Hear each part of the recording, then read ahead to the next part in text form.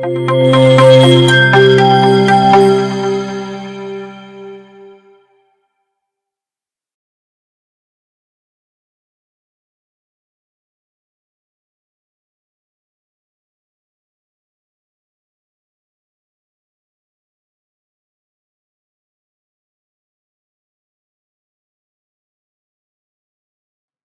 वालेकुम dear students, क्या हाल चाल है। उम्मीद है आप सब लोग ठीक होंगे।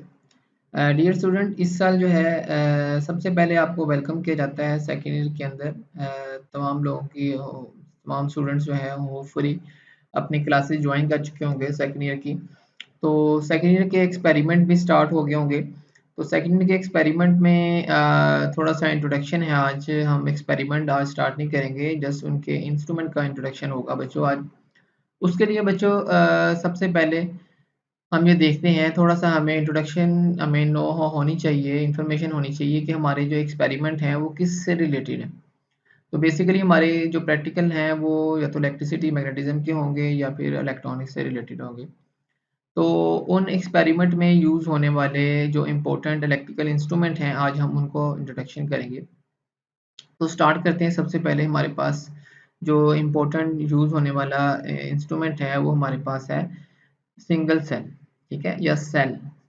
बेसिकली बच्चों सेल क्या होता है? Cell is a source of energy. Cell है, सेल क्या होता है? Cell is a source of energy.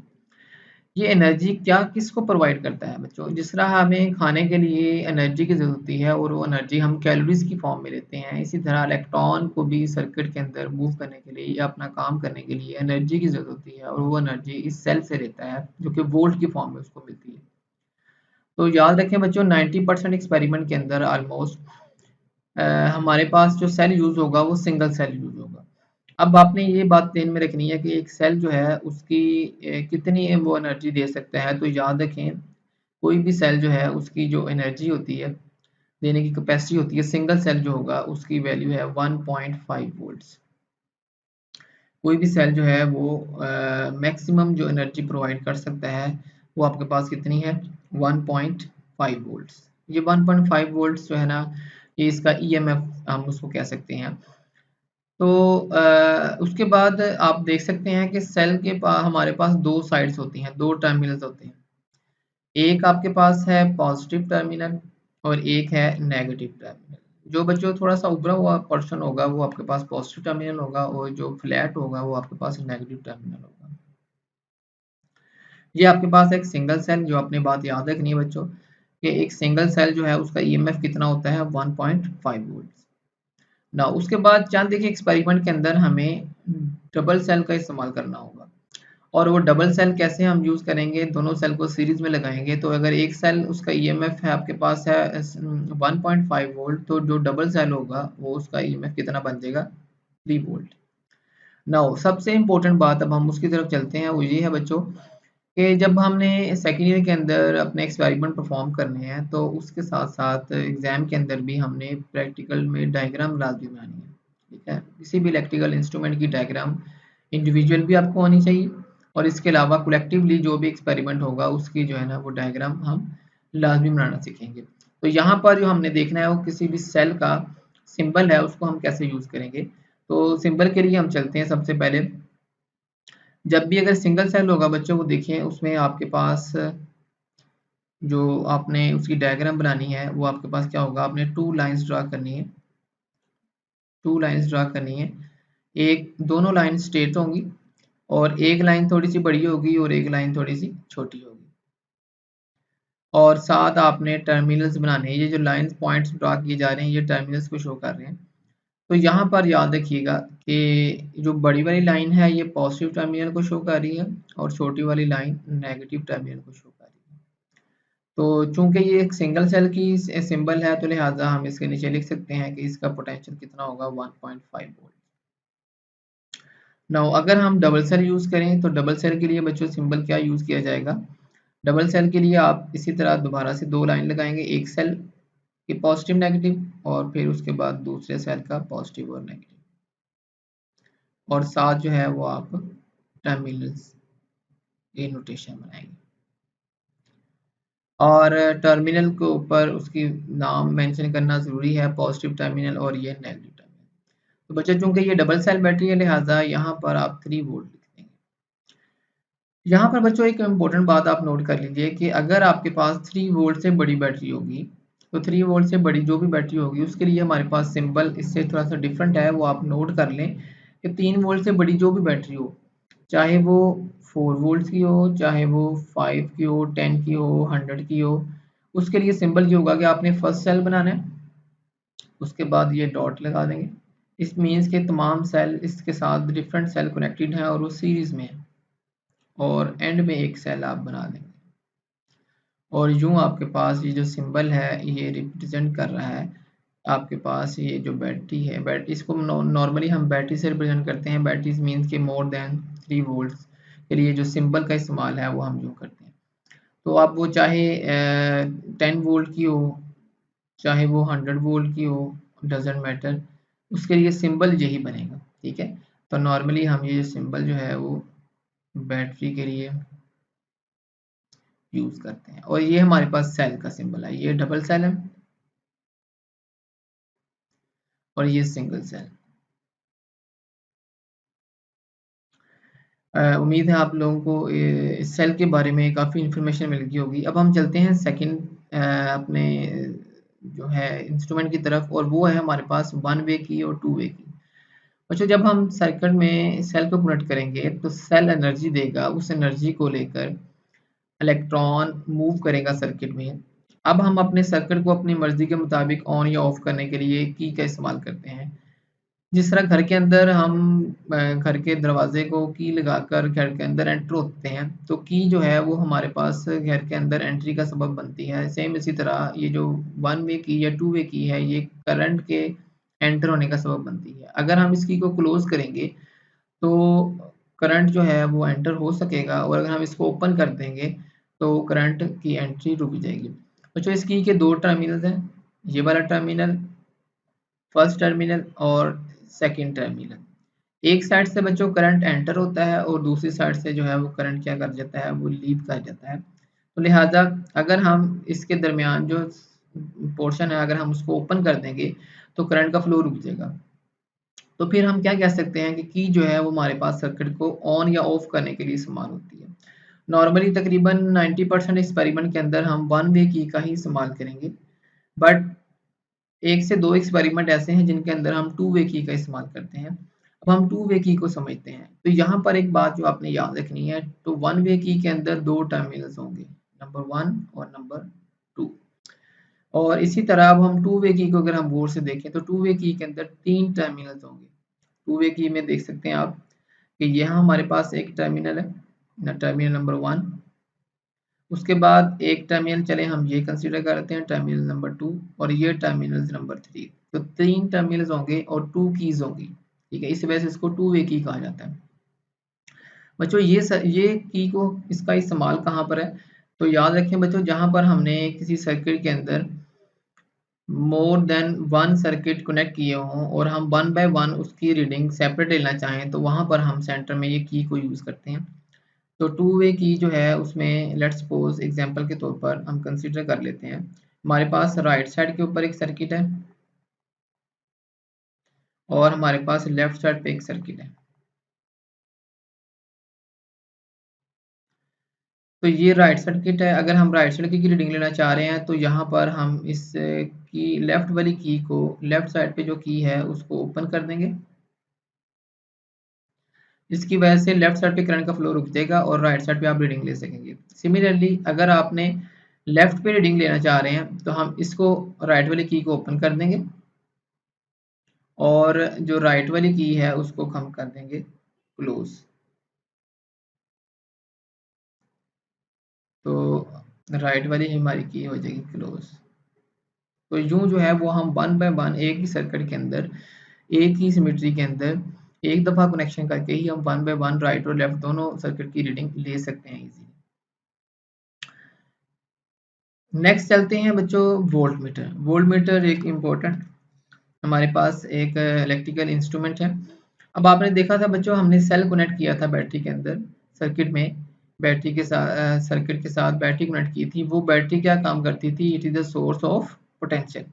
अब वो जो पोटेंशियल है हमने देखना है क्या क्या सेल जो पोटेंशियल उसके ऊपर वैल्यू मेंशन है क्या वो उस वैल्यू का पोटेंशियल प्रोवाइड कर पा रहा है कि नहीं पा रहा है, या सर्किट के अंदर मौजूद पोटेंशियल का ड्रॉप कहाँ पर कितना कितना है, तो उसके लिए हमने इंस्ट्रूमेंट है उसको यूज़ करते हैं।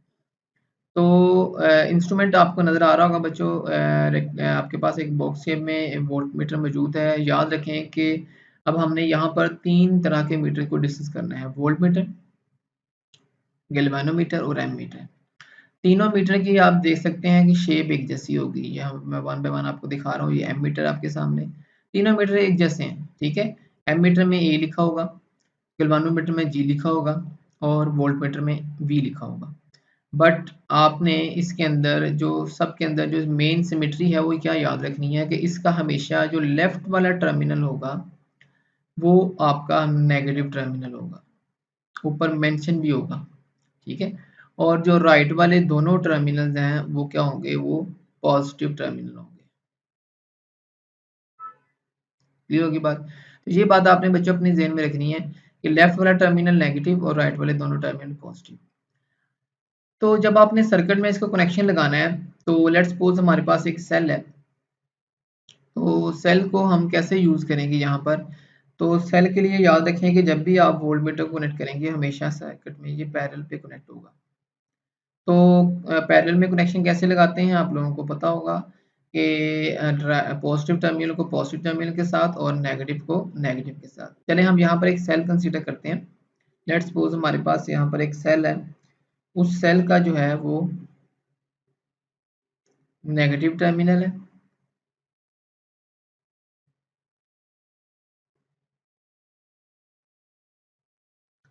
और एक हमारे पास है पॉजिटिव टर्मिनल।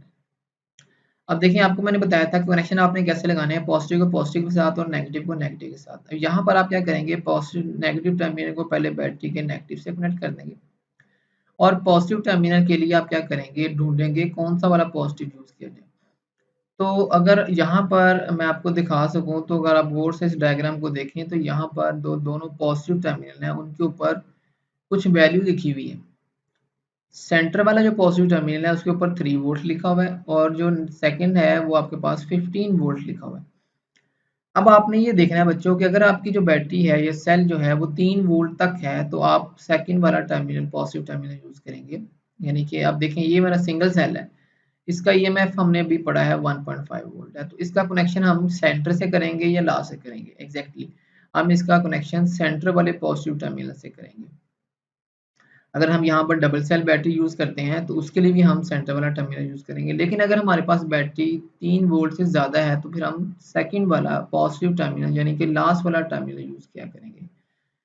बस इसमें आपने बच्चों यही ख्याल रखना है, कनेक्शन लगाते हुए आप लोगों ने कंफ्यूज नहीं होना, आपको बता दिया ये बात अपने पास नोट कर लें।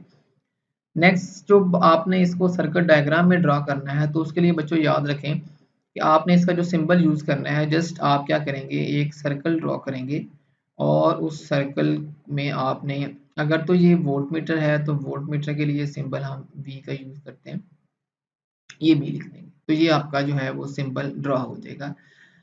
अच्छा यहाँ पर एक और इम्पोर्टेंट बात बच्चों, थोड़ा सा आप गौर करें तो वी के नीचे एक लाइन नज़र आ रही है आप लोगों को। बच्चों ये लाइन डीसी को शो कर रही है। आप जो आपका जो सोर्स है वो डीसी बैटरी है, डीसी सेल है, तो लिहाजा इसको मेजर करने वाला जो वोल्ट मीटर होगा वो भी डीसी वोल्ट मीटर होगा। तो आप इसके नीचे ये लाइन भी लगा देंगे। तो इससे मुराद ये है कि आपने एक वोल्ट मीटर कनेक्ट किया हुआ है जो कि डीसी वोल्ट मीटर है।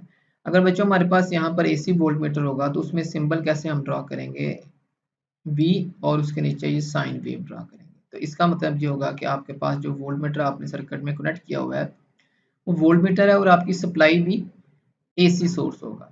क्लियर होगी बात? तो यहाँ पर आपने ये बात बच्चों जहन में रखनी है कि आपका जो सोर्स है वो कौन सा है, एसी है या डीसी है, उसके मुताबिक आप वोल्ट मीटर एसी या डीसी कनेक्ट करेंगे। सिमिलरली अब हम आगे चलते हैं।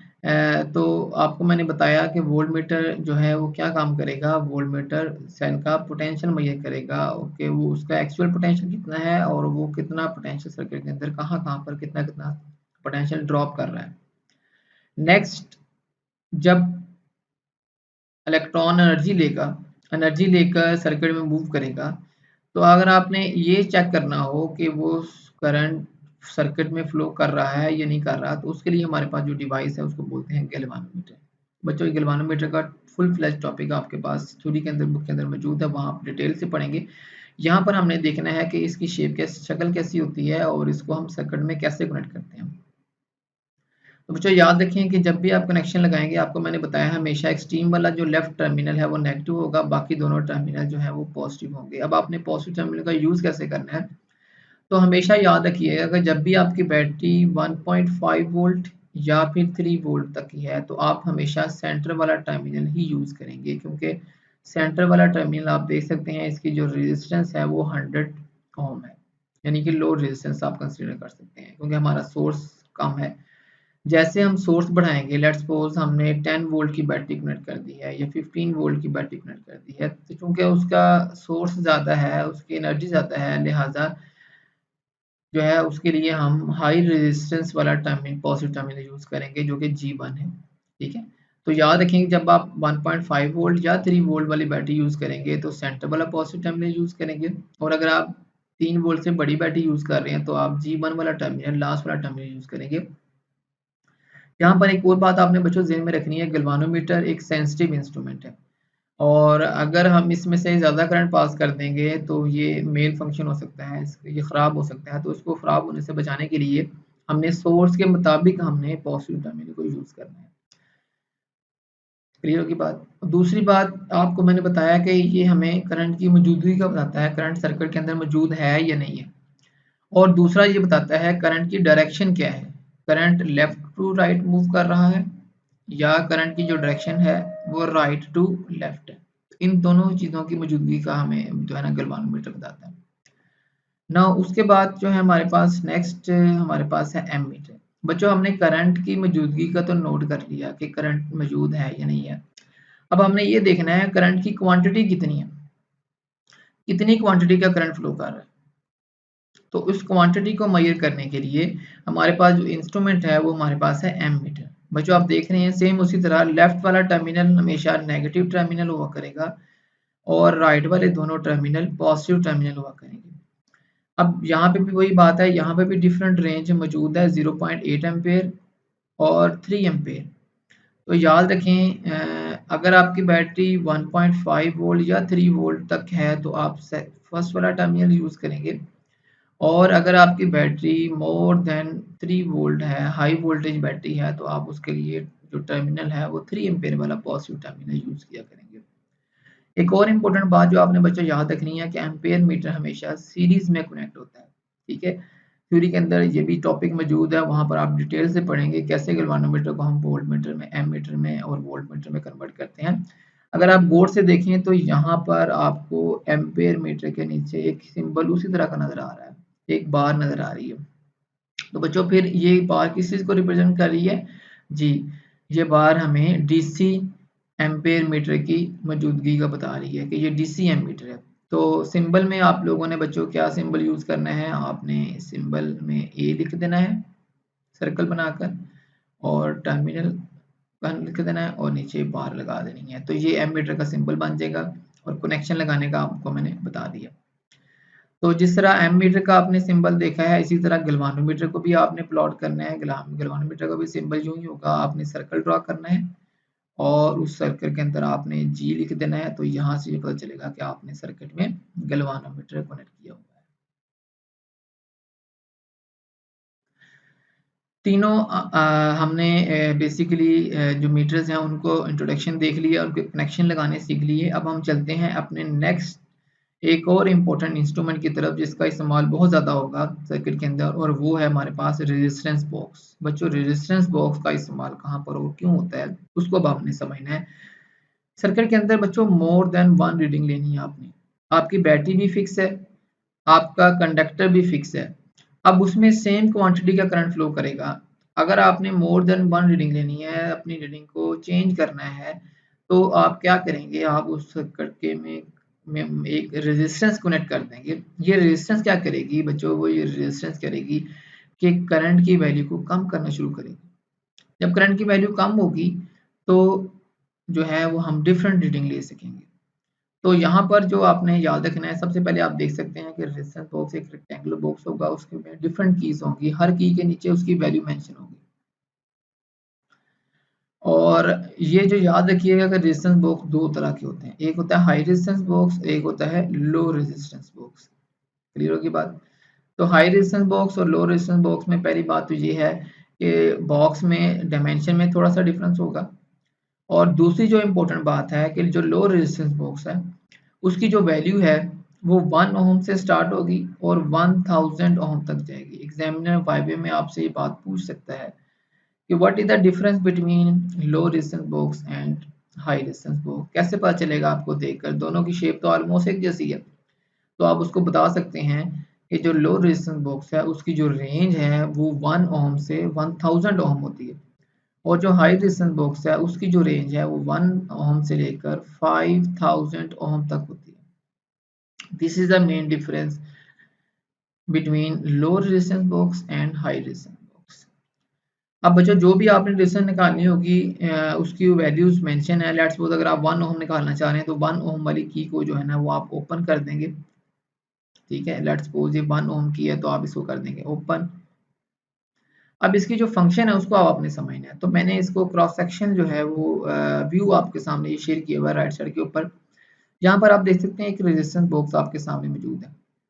अब इस रेजिस्टेंस बॉक्स का फंक्शन क्या है बच्चों? ये ऊपर कॉपर की स्ट्रिप लगी हुई है। आप लोगों को पता होगा कि कॉपर की रेजिस्टेंस मिनिमम है।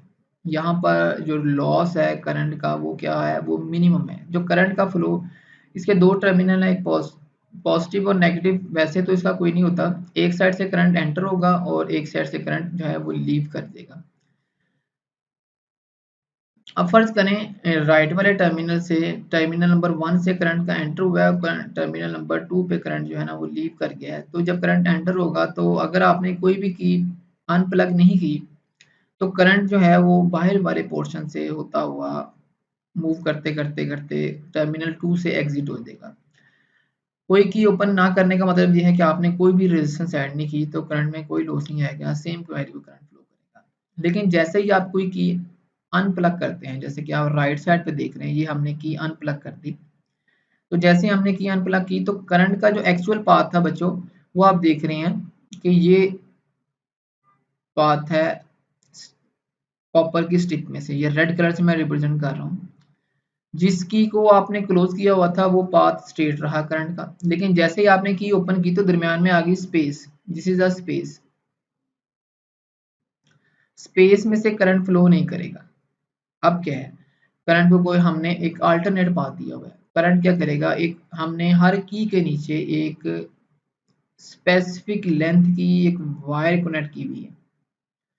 अब करंट स्ट्रेट जाने की बजाय क्या करेगा, बाईपास हो जाएगा और वो नीचे वाले जो पोर्शन है बाईपास रूट है उसमें से अपना जो है वो जर्नी कंप्लीट करेगा और यहाँ से मूव करता करता इस वायर में से सेकंड वाले से एग्जिट हो जाएगा। ठीक है, तो ये हमारे पास जो है अब वो रेजिस्टेंस जो है इस वायर की रेजिस्टेंस सर्किट के अंदर ऐड हो जाएगी। बच्चों आप लोगों ने पढ़ा होगा अपने मैट्रिक के अंदर भी कि R प्रोपोर्शनल टू L, जितनी जितनी वायर की लेंथ बढ़ती जाएगी उतनी उतनी उसकी रेजिस्टेंस बढ़ती जाएगी। तो हम यहाँ पर जिस रेजिस्टेंस को हम मेजर करना चाह रहे हैं हम उतनी रेजिस्टेंस की लेंथ यहाँ पर ऐड कर देते हैं, उतनी लेंथ की वायर यहाँ पर ऐड होती है।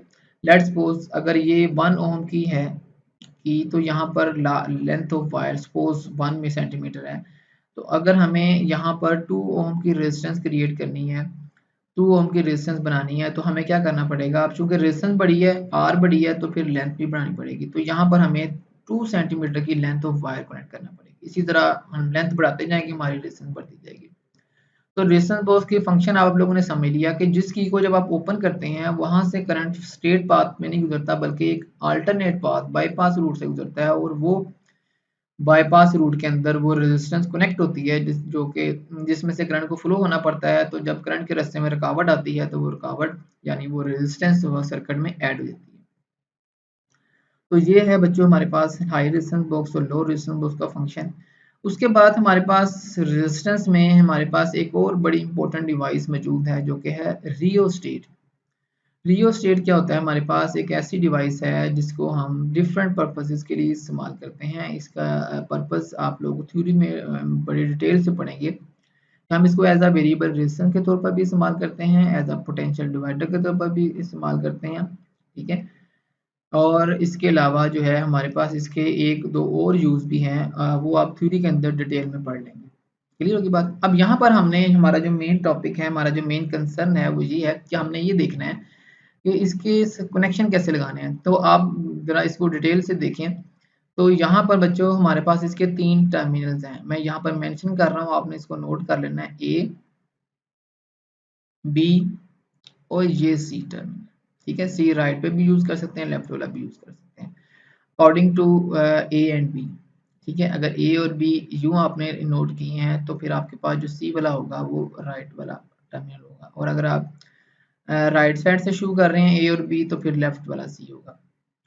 तो अब आपने ये दो ए और बी टर्मिनल इसके फिक्स टर्मिनल होते हैं, और सी वाला टर्मिनल इसका स्लाइडिंग टर्मिनल या मूविंग टर्मिनल होता है।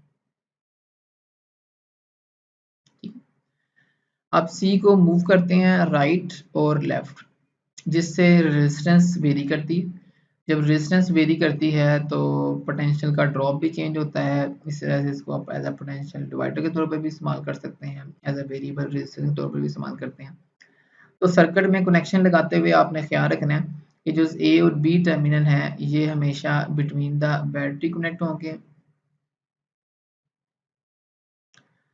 और जब आप इसको एज अ पोटेंशियल डिवाइडर के तौर पर इस्तेमाल कर रहे हैं, और सी टर्मिनल जो स्लाइडिंग टर्मिनल है वो उसकी मदद से आप जो है ना इसकी रेजिस्टेंस को चेंज कर सकते हैं, और इसके जो है पोटेंशियल को चेंज कर सकते हैं, ठीक है। अब इसका जो सिंबल है बच्चों राइट साइड के ऊपर देखें, हमारे पास ये भी एज अ रेजिस्टेंस के तौर पर इस्तेमाल हो रहा है। इसके अलावा हमने ऊपर भी रेजिस्टेंस को देखा, रेजिस्टेंस बॉक्स को देखा।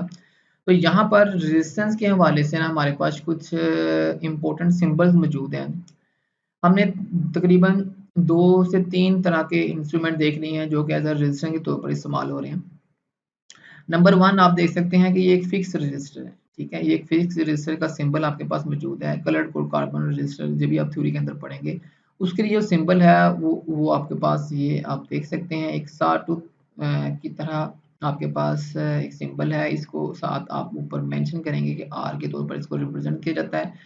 अगर कोई रेजिस्टेंस फिक्स है, यानी सर्किट में आपने एक ऐसी रेजिस्टेंस लगाई है जो कि फिक्स है, जिसकी वैल्यू चेंज नहीं हो रही, तो उसके लिए आप ये वाला सिंबल यूज करेंगे, फर्स्ट वाला। और अगर आपने सर्किट में कोई ऐसी वेरिएबल रेजिस्टेंस लगा दी है, जैसे कि आपने सर्किट में रियोस्टेट कनेक्ट कर दिया है, अब रियोस्टेट को जब आपने सिंबल के तौर पर यूज करना है तो आपके पास उसका सिंबल जो है वो ये है, एज अ वेरिएबल रेजिस्टेंस। ये बच्चों बहुत इंपॉर्टेंट सिंबल है, आपने इसको नोट कर लेना है। एक रेजिस्टेंस के ऊपर आपने एक एरो लगा देना है। ये एरो क्या बता रहा है कि जो रेजिस्टेंस है वो क्या कर रही है, वेरी कर रही है। तो वेरिएबल जो रजिस्टर है, एज अ रियोस्टेट के तौर पर आप इसको रियोस्टेट को एज अ वेरिएबल रजिस्टर के तौर पर आप इस्तेमाल कर रहे हैं। और बच्चों बहुत ही इंटरेस्टिंग और इम्पोर्टेंट इंफॉर्मेशन वो ये है कि आपके पास जो रियोस्टेट का ये वाला सिंबल है वो पेपर में एज अ एमसीक्यूज भी आता है, ठीक है। तो आपने याद रखना है कि इनमें से आज हमने जो भी इंस्ट्रूमेंट पढ़े हैं वो इम्पोर्टेंट सिर्फ प्रैक्टिकल के हवाले से नहीं है, आपकी थ्योरी में एज एमसीक्यूज भी ये पूछा जा सकता है। और इस साल जो है वो पेपर में इसी तरह का इंस्ट्रूमेंट बना हुआ डायग्राम आई थी, तो आपने बताना था कि ये जो है ये इंस्ट्रूमेंट या ये जो डायग्राम है ये किस चीज़ को रिप्रेजेंट कर रही है एज अ। तो यहाँ पर आप देख सकते हैं कि ये एज अ वेरिएबल रजिस्टर है। इसके अलावा हमारे पास एक और इंस्ट्रूमेंट है वेरिएबल रजिस्टर के तौर पर जो कि इस्तेमाल होती है, वो हमें हमारे पास है पोटेंशियोमीटर। पोटेंशियोमीटर को भी आज हम एक्सपेरिमेंट में यूज करेंगे। तो उसके लिए जो सिंबल यूज हो रहा है उसमें भी आपने एक रेजिस्टेंस बनानी है, और उसके साथ एरो, इन्वर्टेड एरो जो है ना वो आपने यूज करना है, ठीक है। आप देख सकते हैं this is a potentiometer symbol. और इसके अलावा हमारे पास एक और है प्रीस्टेट, एक और वेरिएबल रेजिस्टेंस के तौर पर इंस्ट्रूमेंट इस्तेमाल होता है, लेकिन ये जो है हमारे पास सिलेबस के अंदर इंक्लूड नहीं है सच। ये फर्स्ट 3 जो है वो आपके पास इंस्ट्रूमेंट हमने यूज़ करने हैं सर्किट के अंदर। इनके सिंबल आप लोगों ने बच्चों से कुछ इंपॉर्टेंट जो है वो इंपॉर्टेंट इलेक्ट्रिकल इंस्ट्रूमेंट का एक व्यू देखा, उनके कनेक्शन लगाने सीखे, उनके सिंबल सीखे, होपफुली जो है अब आप लोगों को apparatus से मुतल्लिक काफ़ी आगाही होगी और आप जब एक्सपेरिमेंट स्टार्ट करेंगे तो एक्सपेरिमेंट में आपको कोई भी दिक्कत सर्किट लगाने में पेश नहीं आएगी। आपको ये समझना नहीं पड़ेगा कि ये इंस्ट्रूमेंट किस काम के लिए इस्तेमाल हो रहा है। होपफुली आपने लेक्चर को देख लिया होगा, समझ लिया होगा। अगर आपको फिर भी कोई कन्फ्यूजन हो तो आप लेक्चर को रिवाइज़ कर सकते हैं, दोबारा से रिव्यू कर सकते हैं। और इसके अलावा आप चैनल को लाज़मी सब्सक्राइब कीजिए, शेयर कीजिए ताकि हम आने वाली जो है जितने भी एक्सपेरिमेंट हैं आप उसको देख सकें। इजाज़त चाहता हूँ बच्चों, अल्लाह हाफ़िज़। अस्सलाम वालेकुम।